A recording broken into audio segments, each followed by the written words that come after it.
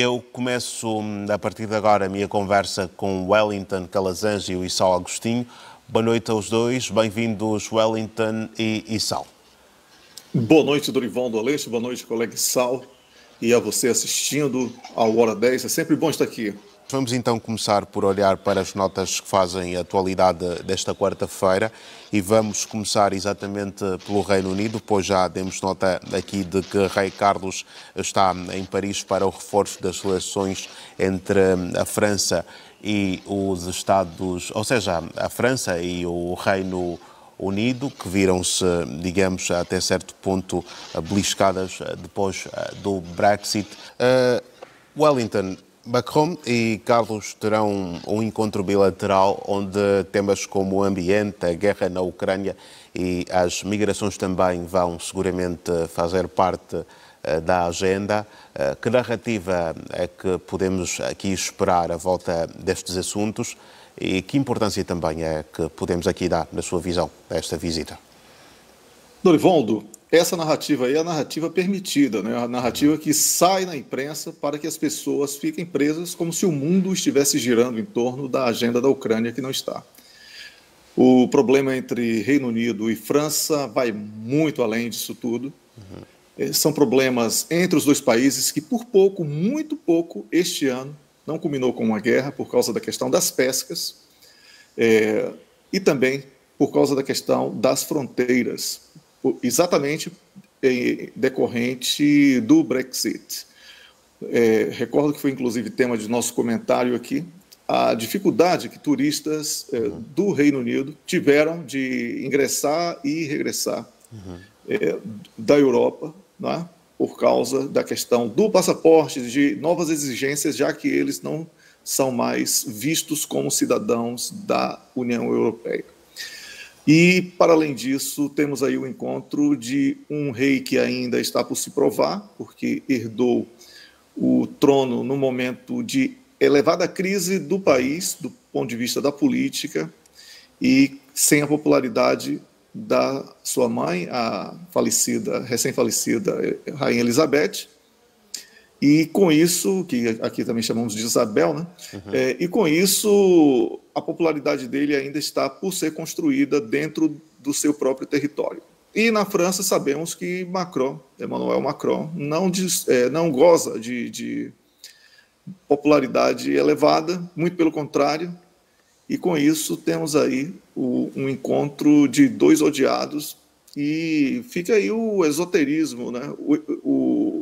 O exotismo, perdão, da presença de um rei nas ruas de Paris, e aí a imprensa faz poesia misturada com jornalismo e dá nessa coisa bonita que nós estamos comentando, mas que são dois países que historicamente são inimigos, não é? Sabemos que as guerras foram travadas, muitas guerras entre eles.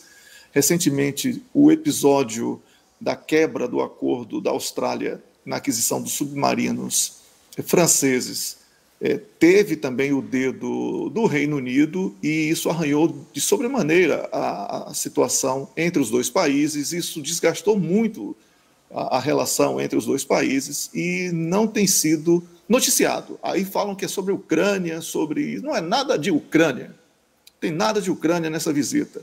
Estão tentando evitar uma guerra, a situação entre França e Reino Unido sobre pescas e sobre fronteiras é extremamente tensa, mas isso não é noticiado. Só quem lê e busca alternativa é que vai encontrar. Então, estamos fazendo isso para o nosso telespectador.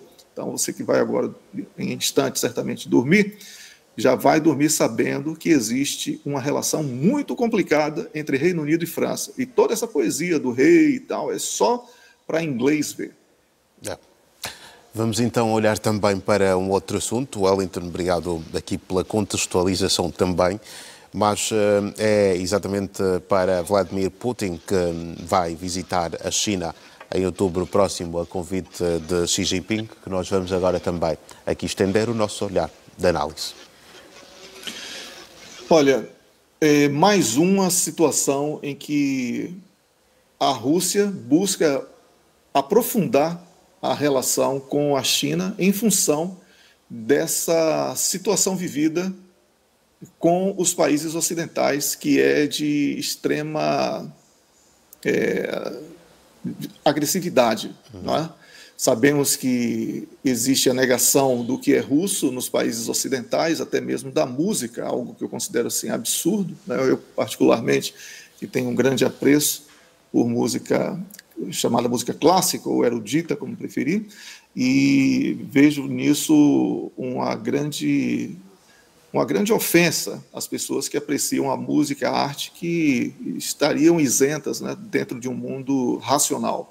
Também as questões dos atletas de diferentes modalidades desportivas que estão excluídos de competições internacionais, não podem levar a bandeira do próprio país, tem que criar aí um comitê russo, essas coisas todas, isso tudo é demonização, e a Rússia não quer perder tempo com isso, a economia que mais cresceu na Europa, é hoje a economia mais forte da Europa, né? E ultrapassando a Alemanha, e vai buscar num país que já tem, falamos no português de Angola, 200 mil milhões de parceria entre Rússia e China, que no Brasil falamos 200 bilhões de dólares, né?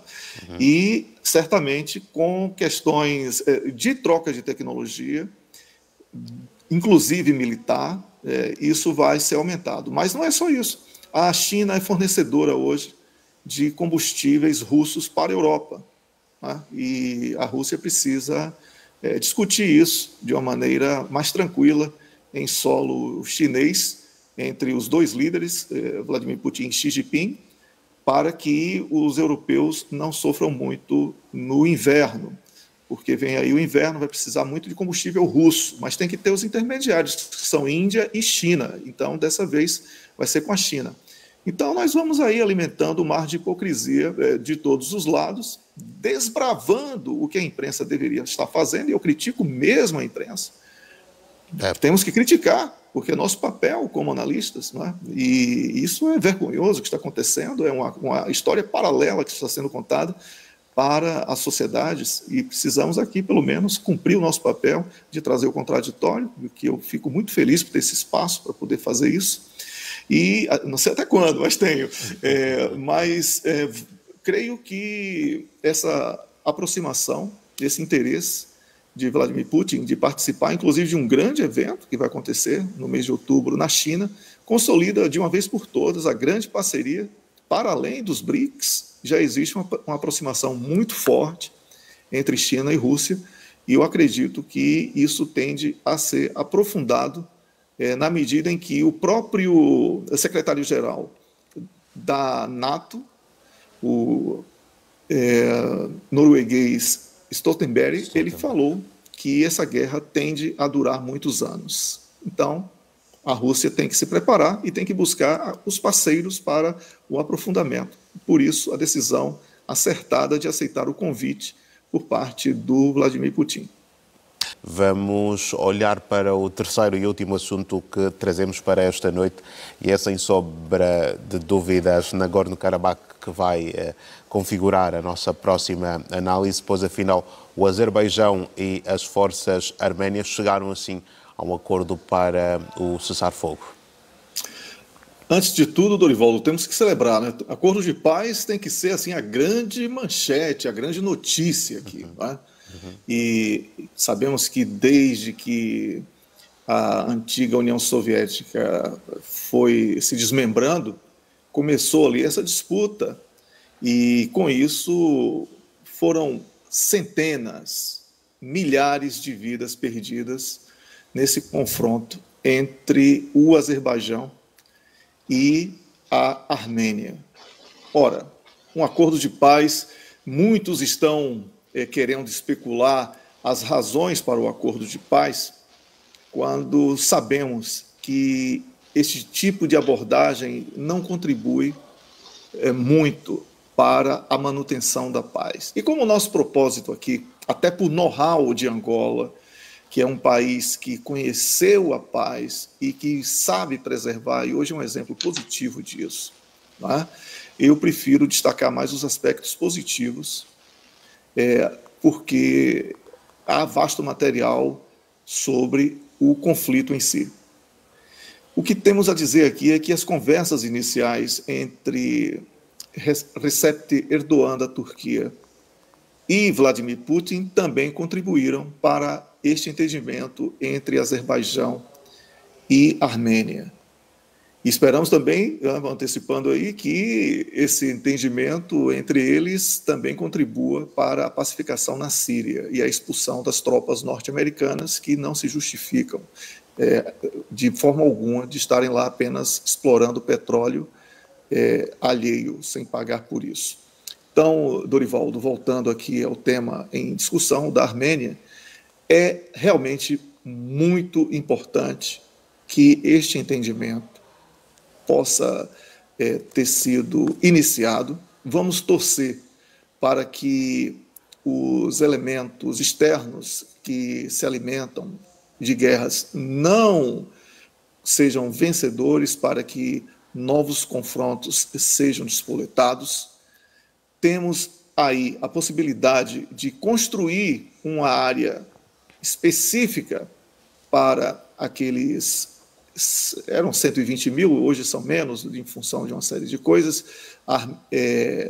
armenos que estavam naquela área em disputa, e por isso temos aqui que estimular de uma maneira realmente, como adeptos, diríamos, na língua portuguesa de Angola, como torcedores, diríamos, no Brasil, para que este diálogo que foi iniciado e tem sido notícia hoje, ele seja preservado imediatamente com um desarmamento real e não com uma pausa para rearmamento.